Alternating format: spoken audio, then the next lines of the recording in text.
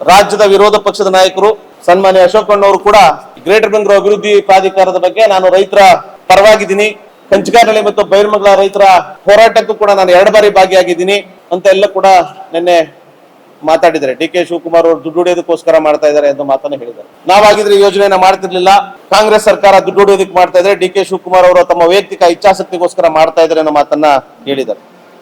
ನಾನು ಮಾಧ್ಯಮಗಳ ಮುಂದೆ ಇದೊಂದು ಬಿಡುಗಡೆ ಮಾಡಿದ್ದೀನಿ, ದಯವಿಟ್ಟು ಇದನ್ನ ನೀವು ನೋಡ್ಬೇಕು. ಈ ಯೋಜನೆ 2006 ಶುರುವಾಗ್ತದೆ. ಅದು ಅವತ್ತಿನ ಸಮ್ಮಿಶ್ರ ಸರ್ಕಾರ, ಎಚ್ ಡಿ ಕುಮಾರಸ್ವಾಮಿ ಅವರು ಮುಖ್ಯಮಂತ್ರಿಗಳು. ಅದರಲ್ಲೇ ಕೂಡ ಸನ್ಮಾನ್ಯ ಅಶೋಕ್ ರವರು ಮಂತ್ರಿಗಳಾಗಿರ್ತಾರೆ. ಈ ವಿಚಾರ ಕ್ಯಾಬಿನೆಟ್ ಅಲ್ಲಿ ಎಲ್ಲದಕ್ಕೂ ಕೂಡ ಕ್ಯಾಬಿನೆಟ್ ಅಲ್ಲಿ ಅಪ್ರೂವಲ್ ಆಗ್ಬೇಕು. ಅಶೋಕ್ ಸಾಹೇಬ್ರೆ, ನೀವೇ ಇದ್ರಲ್ಲ ಸರ್, ಯಾಕೆ ಬಿಡ್ಲಿಲ್ಲ? ನಮ್ಮ ಬೈರಮಂಗಲ ರೈತರು ರೇಷ್ಮೆ ಬೆಳಿತಾವ್ರೆ, ತೆಂಗಿನ ಮರ ಹಾಕೊಂಡವ್ರೆ, ಸೊಪ್ಪು ಬೆಳಿತಾವ್ರೆ, ತರಕಾರಿ ಬೆಳಿತಾರೆ, ಆ ಭಾಗಕ್ಕೆ ಹೋಗೋದ್ ಬೇಡ ಅಂತ ಕುಮಾರಸ್ವಾಮಿ ಅವ್ರು ನೀವು ಹೇಳ್ಬೋದಾಯ್ತಲ್ಲ, ಅದನ್ನು ಹೇಳಿಲ್ಲ. ನಂತರ 2013ರಲ್ಲಿ 2009ರಲ್ಲಿ ಯಡಿಯೂರಪ್ಪನವರು ಮುಖ್ಯಮಂತ್ರಿ ಆಗ್ತಾರೆ. 9 ಅಲ್ಲಿ DLF ಕಂಪ್ನಿಗೆ ಈ ಯೋಜನೆ ಹೋಗ್ತದೆ. ದುಡ್ಡನ್ನ 400 ಕೋಟಿ ರೂಪಾಯಿ ದುಡ್ಡನ್ನ ಕೊಡ್ತಾರೆ.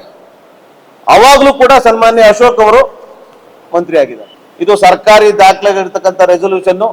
ನೀವು ಕಡತಗಳನ್ನ ವಿರೋಧ ಪಕ್ಷ ನಾಯಕರು ಕೇಳಿದ್ರು ಕೊಡ್ತಾರೆ. ಒಂದ್ಸಾರಿ ನೀವು ಆ ಇಲಾಖೆ ಪತ್ರ ಬರೆದು ನೀವೇ ದಾಖಲಾತಿ ತಗೊಂಡು ನೋಡಿ.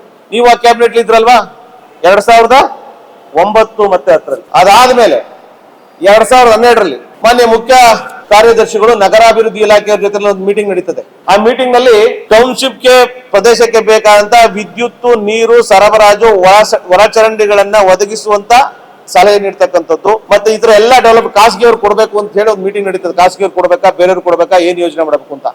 ಆ ಸಭೆನಲ್ಲೂ ಕೂಡ ಸನ್ಮಾನ್ಯ ಜಗದೀಶ್ ಶೆಟ್ಟರ್ ಅವರು ಅವಾಗ ಮುಖ್ಯಮಂತ್ರಿ, ನೀವು ಕೂಡ ಮಿನಿಸ್ಟ್ರು, ಈ ವಿಚಾರ ನಿಮ್ಗೆ ಗೊತ್ತಿರ್ಲಿಲ್ವಾ? ಅವತ್ತು ಯೋಜನೆ ಬಿಡಿ ಅಂತ ಹೇಳಕ್ಕಾಯ್ತಿರ್ಲಿಲ್ವಾ?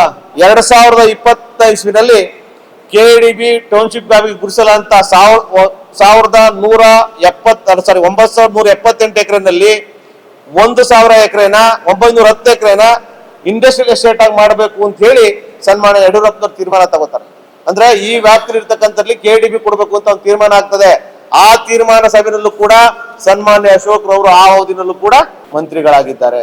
ಅಂದ್ರೆ ಎಲ್ಲಾ ಹಂತದಲ್ಲೂ ಕೂಡ, ಪ್ರತಿಯೊಂದು ಹಂತದಲ್ಲೂ ಕೂಡ ನೀವು ಬೆಂಗಳೂರನ್ನ ಹೂಡಿಕೆ ಕೇಂದ್ರವನ್ನಾಗಿ ಮಾಡಬೇಕು ಅಂತ ಹೇಳಿ 2020-21ರಲ್ಲೂ ಕೂಡ ಒಂದು ಮೀಟಿಂಗ್ ನಡೀತದೆ ಯಡಿಯೂರಪ್ಪನವರ ನೇತೃತ್ವದಲ್ಲೇ.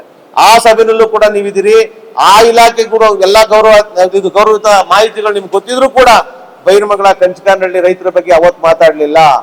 ಇವತ್ತು ರಾಜಕೀಯದ ದುರುದ್ದೇಶದಿಂದ ಮೊನ್ನೆ ವಿಧಾನಸಭೆಯಲ್ಲೂ ಕೂಡ ನಿಮ್ಗೆ ಹೇಳ್ತೀನಿ, ಮೊನ್ನೆ ವಿಧಾನಸಭೆಯಲ್ಲೂ ಕೂಡ ಡಿ ಕೆ ಶಿವಕುಮಾರ್ ಅವ್ರು ನೀವು ಬಿಡದಿ ಹತ್ರ ಮಾಡ್ತಾ ಇದ್ರಿ. ಡಿ ಕೆ ಶಿವಕುಮಾರ್ ಸಾಹೇಬರು ಸದನದಲ್ಲಿ ಉತ್ತರ ಕೊಟ್ರೆ ಹೌದು ನೀವು ಮಾಡ್ತಾ ಇರೋದು ಬೆಂಗಳೂರು ಒತ್ತಡವನ್ನ ಕಡಿಮೆ ಮಾಡೋದಕ್ಕೆ, ನಿಮ್ಮ ಮಾಧ್ಯಮದಲ್ಲಿ ತೋರಿಸಿದ್ರಿ, ಬೆಂಗಳೂರು ಒತ್ತಡವನ್ನ ಕಡಿಮೆ ಮಾಡೋದಕ್ಕೆ ನೀವು ಒಂದು ಒಳ್ಳೆ ಯೋಜನೆ ಮಾಡ್ತಾ ಇದ್ರಿ. ನೀವೀಗ ಅದನ್ನ ಶುರು ಮಾಡಿ, ನಾವು ಮುಂದುವರ್ಸ್ಕೊಂಡು ಹೋಗ್ತೀನಿ ಅಂತ ಹೇಳಿ ನಿಮ್ಮ ಜೊತೆನಲ್ಲಿ ಸುರೇಶ್ ಕುಮಾರ್ ಸಾಹೇಬರು ಮಾತಾಡಿದ್ದಾರೆ, ಮತ್ತೆ ನೀವು ಮಾತಾಡಿದ್ರಿ. ಅವತ್ತು ಯಾಕೆ ಕಂಚಗಾರನಹಳ್ಳಿ ರೈತರ ಬಗ್ಗೆ ಮಾತಾಡ್ಲಿಲ್ಲ? ಬೈರಮಂಗಲ ಪಂಚಾಯತ್ ರೈತರ ಬಗ್ಗೆ ಯಾಕೆ ಮಾತಾಡ್ಲಿಲ್ಲ? ಇವತ್ತು ಮಾತ್ರ ರೇಷ್ಮೆ ಬೆಳೆ ಕಂಡುಬಿಡ್ತು, ತೆಂಗಿನ ಮರ ಕಂಡುಬಿಟ್ಟು. ಇದಕ್ಕೆ ದಾಖಲಾತಿ ಸಮೇತ ನಾನು ಕೊಟ್ಟಿದ್ದೀನಿ, ಮಾಧ್ಯಮದವರೆಗೂ ಕೂಡ ಇದನ್ನು ಕೊಡ್ತೀನಿ. ದಯಮಾಡಿ ಅಶೋಕ್ ಅಣ್ಣವರು, ದಯವಿಟ್ಟು ನಮ್ಮ ವಿರೋಧ ಪಕ್ಷದ ನಾಯಕರು ರಾಜಕೀಯ ಮಾತನ್ನ ಬಿಟ್ಟು ದಯವಿಟ್ಟು ಈ ದಾಖಲಾತಿಗಳನ್ನ ತರಿಸ್ಕೊಳ್ತಾವ್ ನೋಡಿದ್ರೆ ತಾವು ಕೂಡ ಇದರಲ್ಲಿ ಪಾಲ್ದಾರರಾಗಿದ್ರಿ ಅನ್ನೋದು ಗೊತ್ತಾಗ್ತದೆ. ದಯವಿಟ್ಟು ಇದನ್ನು ತರಿಸ್ಕೊಂಡು ನೋಡ್ಬೇಕು ಅಂತ ಮಾಧ್ಯಮ ಮೂಲಕ ಆಗ್ರಹ ಪಡ್ತೀನಿ. ಕರುನಾಡು ಟೈಮ್ಸ್ ಚಾನೆಲ್ನಲ್ಲಿ ಸುದ್ದಿ ಮತ್ತು ಜಾಹೀರಾತು ನೀಡಲು ಈ ನಂಬರ್ಗೆ ಕರೆ ಮಾಡಿ.